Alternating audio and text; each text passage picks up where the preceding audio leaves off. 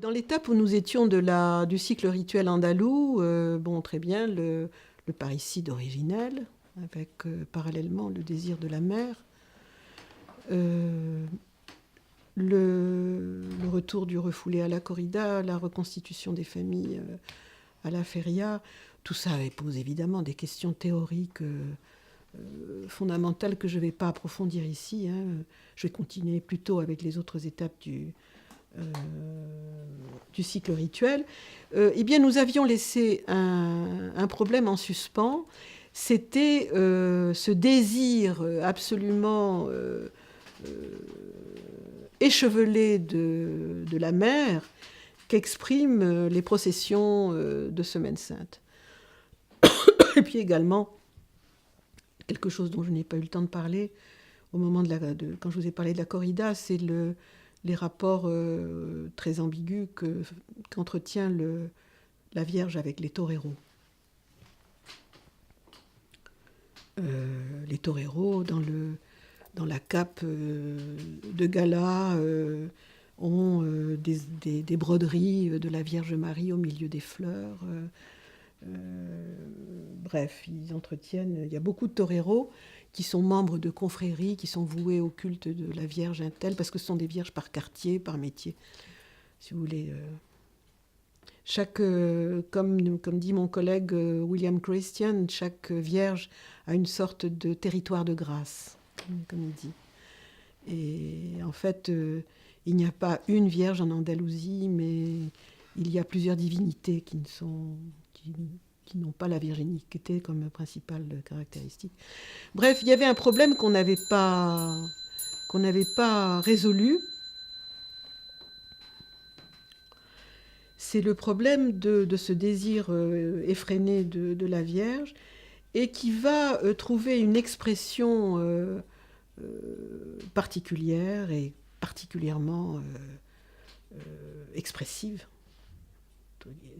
qui va trouver dans le pèlerinage à la Virgen del Rocío, qui est un pèlerinage auquel viennent beaucoup des Espagnols de toutes les régions d'Espagne, mais qui concerne surtout cette région d'Andalousie. J'en ferai pas l'histoire parce que j'ai pas le temps. Je ferai pas non plus les rapports. Je parlerai pas des rapports qu'entretient la Virgen del Rocío avec des divinités comme Cybèle, des divinités antiques, mais j'irai directement au rituel et comment ça se passe et c'est le lieu vraiment d'expression des relations que les Andalous entretiennent avec la Vierge et cette mariolâtrie. Le pèlerinage dure plusieurs jours, hein, ça dépend d'où vous venez. On s'y rend, souvent les Andalous s'y rendent dans des carrioles tirées par des bœufs, des espèces de charrettes qui sont un peu comme celles du western, de la conquête de l'Ouest, ou bien beaucoup à cheval aussi, dans ce sanctuaire qui est au bord du Guadalquivir, donc assez loin de Séville. C'est un peu comme si, pour manifester le désir de la mer, on avait besoin d'être loin de la ville, dans un endroit très très marginal. À la limite, le sanctuaire est à la limite des terres cultivées et des terres de chasse, dans un endroit fait beaucoup, le Coto de Doña Ana, qui est fait magnifique de sable, les bordures du Guadalquivir, un endroit à la marge en quelque sorte, hein, où on va exprimer ce désir effréné pour la mer. Et c'est là qu'a lieu ce culte de cette Vierge miraculeuse, qu'on vient supplier pour avoir un enfant. J'ai vu des gens accrochés à sa grille, absolument en pleurs. On distribue des morceaux de ses vêtements à des fidèles qui font la queue pour avoir un petit bout de son jupon. Bref, il y a des manifestations que je n'ai pas ici le temps de détailler. Il y a toute une construction du mystère du corps charnel de cette Vierge, dont les chambrières, elle a 2 chambrières. Elles ont le secret de ce corps, il n'y a qu'elles qui ont habillé la Vierge et qui savent comment elles s'habillent. Elles étaient d'ailleurs aidées par un homosexuel, ce qui est très rare. Enfin, le traitement des homosexuels est très intéressant en Andalousie, puisque en général ils sont condamnés et très, très peu admis, mais il y a un type d'homosexuel qui s'occupe des vêtements de la Vierge et des soins de la Vierge qui est non seulement admis, mais véritablement honorifique. Hein. C'était le cas de Célestino qui est mort. Et donc, si vous voulez, ces chambrières qui ont le secret du corps de la Vierge, qui l'habillent, c'est une Vierge en fait qui n'a pas de corps, puisqu'elle c'est juste un visage, un corps. Enfin, je ne devrais même pas le savoir, à vrai dire. Le mystère des pieds de la Vierge, ce sont des secrets qui hantent les hommes, qui sont hantés par le corps de cette Vierge, ce corps absent. Et c'est à la suite de ça, d'ailleurs, que j'ai écrit un article qui s'appelle « La Vierge cruelle », et qui fait partie d'un ouvrage collectif publié par Sophie de Mijola, qui est une psychanalyste, sur la cruauté, les femmes cruelles, ça s'appelle. Les femmes ou la cruauté, enfin je l'ai là, j'ai oublié. Bref, il y a la construction d'une Vierge qui est à la fois dont le corps est fantasmé, dont la virginité est instituée, mais qui là fait l'objet d'un désir qui devient complètement fou, enfin oui, on peut dire ça, le jour, la nuit du dimanche au lundi de la Pentecôte, où au milieu de la nuit, vous avez les garçons du village d'Almonte qui grimpent les grilles, qui vont prendre le trône de la Vierge, le faire passer par-dessus la grille. Vous pouvez regarder, il y a même maintenant YouTube sur Internet où on peut assister à ce genre de rituel. Ils se battent pour porter le corps de la Vierge dans un fatras absolument incroyable, où le curé est complètement à la masse. Et là, il y a une procession d'une violence absolument inouïe. Et l'obsession que tous les jeunes hommes, là ce sont des hommes qui ont 16, 18 ans, 20 ans.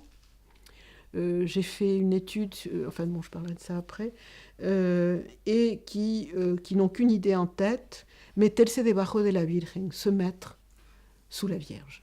Passer un moment sous la Vierge, vous voyez les jeunes garçons qui ont réussi cette prouesse, parce qu'évidemment les gens d'Almonte s'approprient la Vierge et ne laissent pas les autres rentrer.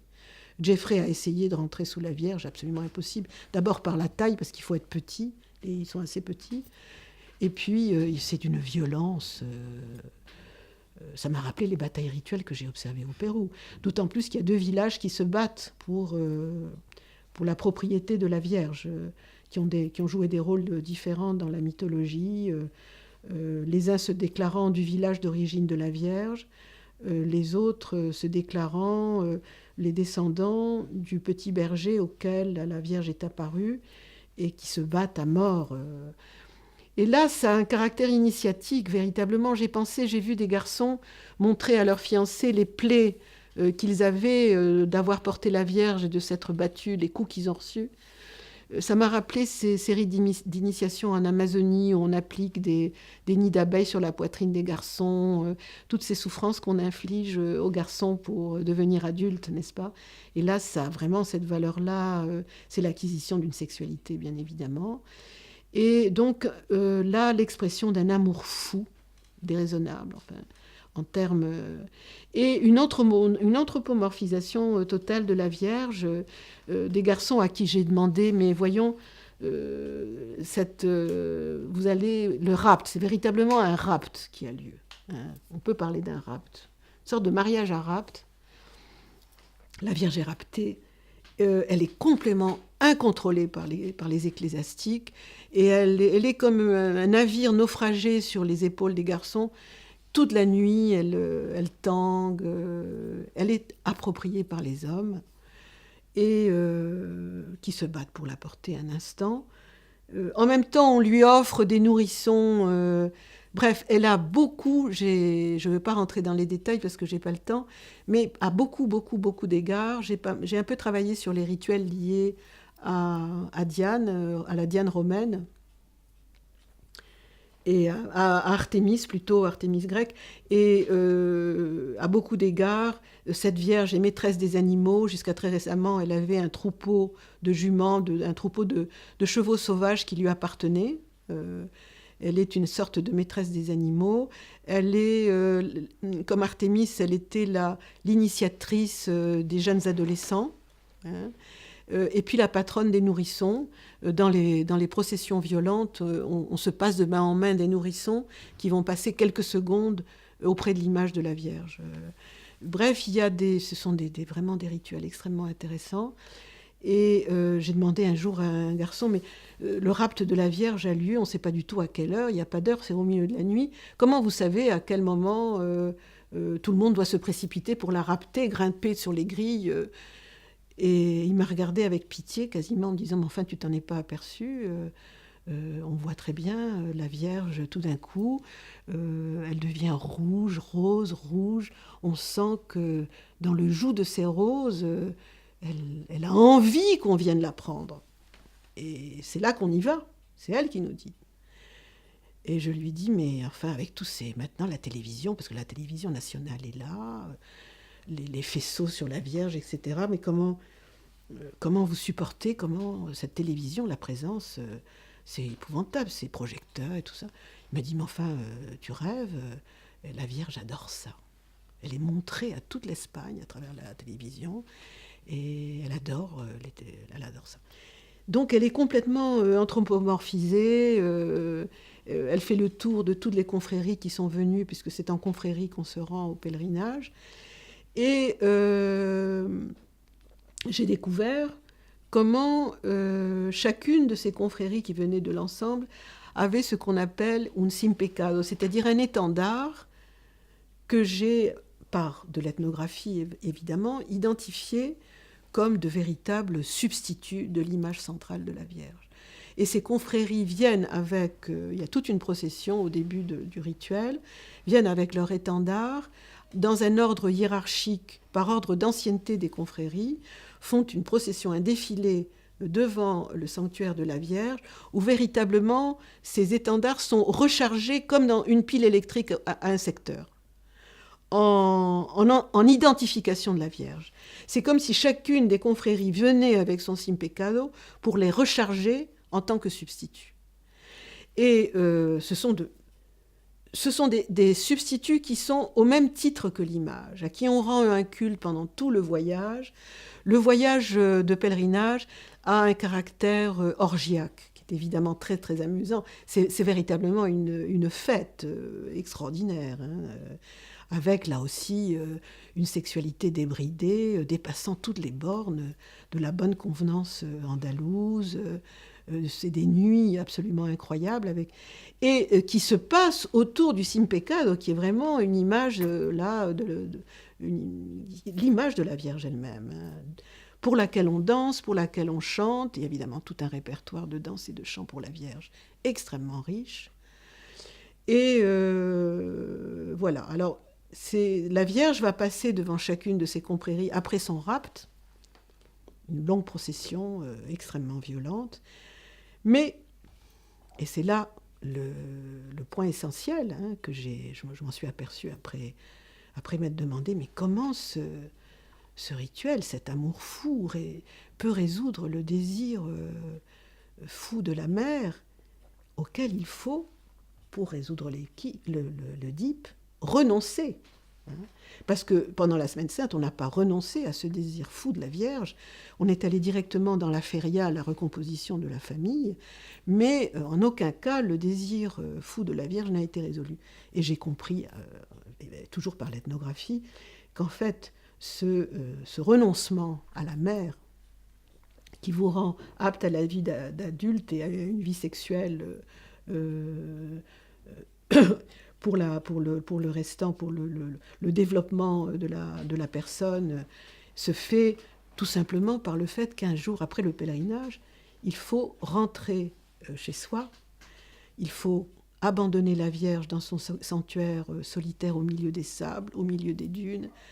Il y a des chants qui expriment cet abandon, cette souffrance de je ne peux pas t'abandonner, enfin cette souffrance de laisser, de renoncer, enfin là, tout le concept de Freud du renoncement à la mère, hein, qui est absolument évident, et on repart chez soi avec en main eh bien, le substitut de la mère. Et le substitut de la mère, un objet qui est un substitut de cet amour fou qui ne peut pas être réalisé, mais dont on a un substitut pour s'en retourner chez soi. Et j'ai vu donc là aussi dans ces objets d'amour, ces substituts de l'amour de la mère, des objets d'une force incroyable, n'est-ce pas? Et dans toute cette stratégie de renoncement à la mère à travers la possession et de rentrer chez soi dans la vie normale de tous les jours avec son substitut. Donc c'est ainsi que j'ai vu cette étape de Rocío, du culte de la Virgen del Rocío. Et j'en viens maintenant à la dernière étape du cycle rituel andalou, qui est la fête de l'Eucharistie, Corpus Christi, qui prend place très peu de temps, une dizaine de jours après Corpus Christi, après la fête de la Pentecôte, au cours de laquelle je ne vous ai pas, malheureusement, je n'ai pas eu le temps de vous parler, pourquoi la fête de Rocío, la fête de la Vierge, se fait le jour de la Pentecôte, c'est-à-dire le jour de l'Esprit Saint. Hein. Il y a un lien entre l'Esprit Saint, qui est le fécondateur de la Vierge, et la Vierge, qui est évident, mais bon, je n'ai pas le temps de développer, mais là aussi c'est extrêmement intéressant. Comment des dogmes officiels ont été détournés pour exprimer autre chose. Et j'en viens donc à cette fête-dieu sévillane, qui se fait également sous forme de processions, des processions qui vont suivre à peu près le même circuit dans la vieille ville que les processions de Semaine Sainte, et qui sont une sorte de métaphore en quelque sorte de ce corps de Dieu que le catholique ingère, digère, qui fait tout un circuit intestinal. Et là, vous avez la custode, l'ostensoir, qui va se promener dans toutes les rues de la vieille ville, un peu comme dans un circuit intestinal de la ville, de l'intestin de la ville, véritablement. Là, vous n'avez pas de confrérie, d'association de confrères, mais vous avez des représentants dans la procession, des représentants de la société civile. Vous avez les représentants de la mairie, du gouvernement, de la justice, même du corps diplomatique, des universités, des écoles, du clergé, des moines. Si vous voulez, vous avez les corps constitués de la société sévillane qui forment ces processions. Ces processions étaient introduites par une tarasque dont je ne vous parlais pas parce que je n'ai pas tellement de temps. Et alors là, si vous voulez, l'interprétation psychanalytique est tout à fait cohérente, puisque après le meurtre du père de la Semaine Sainte, après le désir échevelé de la mère, le renoncement à la mère, le retour de la sexualité dans la corrida, le renoncement à la mère de la Virgen del Rocío, vous allez au cours de la fête Dieu, la société civile reconstituée. Après la parenté qui était reconstituée pendant la feria, vous avez là la société civile entière qui défile derrière l'ostensoir, derrière le corps de Dieu. Et par ailleurs, vous avez là une figure totémique, la consommation de la chair du Christ. Évidemment, je ne vous parlerai pas ici de Totem et Tabou de Freud, dont le statut est évidemment très très discutable et qu'il faut prendre avec des pincettes. Mais vous avez là une figure totémique dans la figure de l'ostensoir, avec une consommation de la chair de ce Dieu totémisé sous forme de communion. Et après l'ingestion du corps du Père qui a été massacré pendant la Semaine Sainte, vous avez sa consommation, on le dévore, on fête pendant la fête Dieu, on fête sa dévoration, finalement. Après l'avoir massacré, tué, exécuté pendant la Semaine Sainte, là, à la fête Dieu, on est en train de fêter sa dévoration, son ingestion, condition pour que la constitution de la société civile soit possible sous forme de ces corps constitués de la ville qui circulent derrière, qui processionnent derrière la Semaine Sainte. Donc j'espère que, à travers les différentes étapes que je viens de vous tracer de manière... alors, le problème, c'est que quand on fait ça de manière tellement schématique, ça paraît... c'est pas crédible, ça paraît trop schématique, mais j'espère que vous avez compris que ce que expriment les Sévillans à travers le cycle rituel, c'est tout simplement l'ontogénèse de l'individu. Le meurtre du père, le désir de la mère, le renoncement à la mère, la possibilité, le retour du refoulé dans la corrida, qui rend possible la reconstitution de la parenté dans la feria et la reconstitution de la société civile dans la fête Dieu. C'est toute la trame de l'ontogénèse de l'individu que trace ce rituel collectif. C'est là où on voit comment un collectif exprime l'ontogénèse individuelle et en a fait la trame de ces rituels. Comment les Sévillans ont transformé les fêtes officielles de l'Église en différentes étapes pour exprimer cette ontogénèse. Et ça paraît peut-être un peu schématique dit comme ça, tout est dans l'ethnographie et c'est à l'ethnographie que je ne peux pas détailler ici que je voudrais qu'on se reporte essentiellement.